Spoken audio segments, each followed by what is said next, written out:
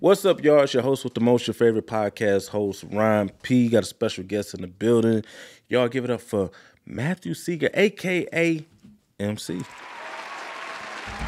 In the building. What's up, my guy? What's happening? Man, just over here enjoying this little setup that you got here. You know, I'm enjoying like seeing somebody on some real deal podcast. We've been trying to get here for a minute. I feel like we finally ready to start having these conversations in public, and I really wanted to get over here first. So appreciate that, man. Yeah, you know, when you working hard, you meet other hard workers. You know, and it align when it's supposed to. Before this video start, make sure y'all subscribe to the channel. Make sure y'all go over to flavorandfire.com. Go over there, order up a bunch of stuff. Use my discount code RonP15 and get 15% off of your order. Man, I think I almost perfected that shit. Yeah. At this point, it's almost like second nature, man. Yeah. So you gotta get that sponsorship out the way. If you mess with that hot sauce, go and get that Ron P15 out the way. Yeah, go ahead. We be showing love, man. Got to get people 15% off their order. First of all, like I said again, appreciate you coming on the show, man, and stopping by. I know you're busy. You got a lot in the works, man. So for the people who don't know, been living under a rock, man, tell the people, who are you? So my name is MC Matt Seegers of the Architects. That's Architects with 2 X's on the end. The double X's represent me and my best friend, my son, Solo the Prodigy, my business partner. You know, we deal with the music, pretty much the whole music scene. We deal with content creators and stuff like that a lot too, but businesses, but for the most part, it's a lot of urban artists, hip hop, R&B. We deal with video production, which is something newer for me. I've been in the space to deal with like photography and stuff. Like we used to deal with like DSLR cameras with my man Stray. We dabbled in stuff, but most of the time it was when it come to me, I was a aspiring rapper back in the day, like bars. I started as a battle rapper. Okay. So I had always been around music. My stepdad was a musician. He had played in a band. He actually almost made it big. Like he was signed to a record deal. He had like 100,000 albums pressed up. They had the riots go on in the '60s. So they couldn't get to their album while they were touring. While they had their buzz, their song was on the radio.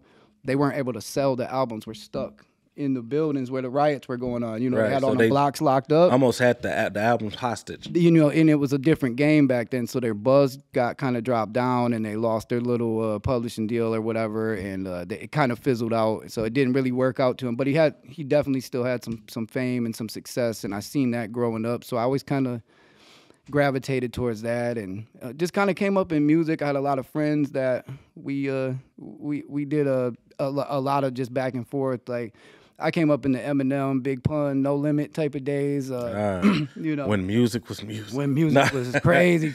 We still had some trash too, though. Like I compare like Silk the Shocker to like a lot of this stuff that goes on today. I don't want to name no names because I'll get blasted if I say some little anything or some.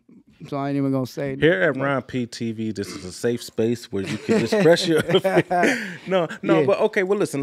Before we go down that road, let's start from the beginning. Let's pull it back a little bit. Okay. Let's talk about the Architects. So okay, that's the umbrella that multiple ventures are under. What made you want to start that? And when did you start that? So the Architects really came from just like all of the things I'm just talking about. Like so.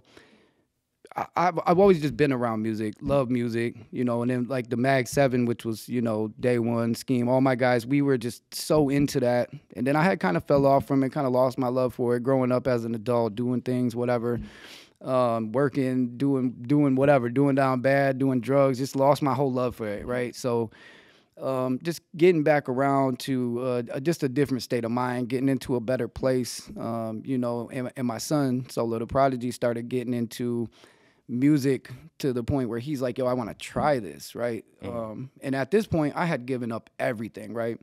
So I didn't really have not like I didn't have love for music at all. I still love music, but I didn't really have no intention on making beats anymore. I really had no intention on like working with artists. Like I still had a lot of musician friends though, right? Okay. So I got Astray, I got Scheme, DJ Red. Like I got all these guys who always been in my quarter who really still take music serious and have like pretty large indie careers, right? Like, and I'm like, I kind of have access to this, and it's a normal thing to me. But I started realizing like I'm in a position to, if I really wanted to get him into this, I could really start networking with some of my guys and put him in the scene. So it just kind of spawned out of like him wanting to do it, and I'm like, okay, well, I can show you some things, and bought him a computer for his birthday, and we kind of just started dabbling, and I had always shown him beat making, and he had been sitting on my lap making beats since he was young, real like at 3, 4, 5 years old. He was writing little rhymes and stuff too, but he always had a love for like studying other people's music, Eminem verses or like Bone Thugs and Harmony. He just had a thing for like fast rap. He memorizing it. So whatever, when he really wanted to take it serious and move from that transition from studying other people's music to making his own, then I just started getting it developed my burning desire back for it just from showing him. And trying to teach him how to sample, trying to teach him like piano chords, trying to teach him how to use 808s, how to pitch them up so you can hear them properly, all that. I'm like, yo, I know a lot about this, like. Right. So it turned into this thing where I'm like, well, okay, so for one, I don't like doing anything half-assed, right? Okay. So when I start buying my son equipment, which maybe I was a little overzealous, living vicariously through him, like, yo, like, baby, here's another chance to make this, and that's why I'm looking back, like, I was super excited. Obviously, I started buying, like, expensive stuff, right? Right.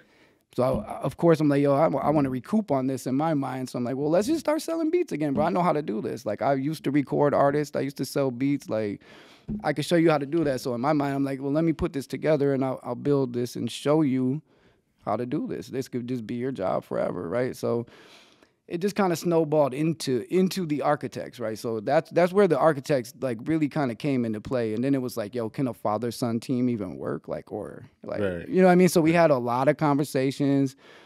So like all the camera work, all the artist work, all the management, development, stuff like that didn't come into play till like this past year, because we kind of been developing the architects over probably like the past, 2.5 years or so.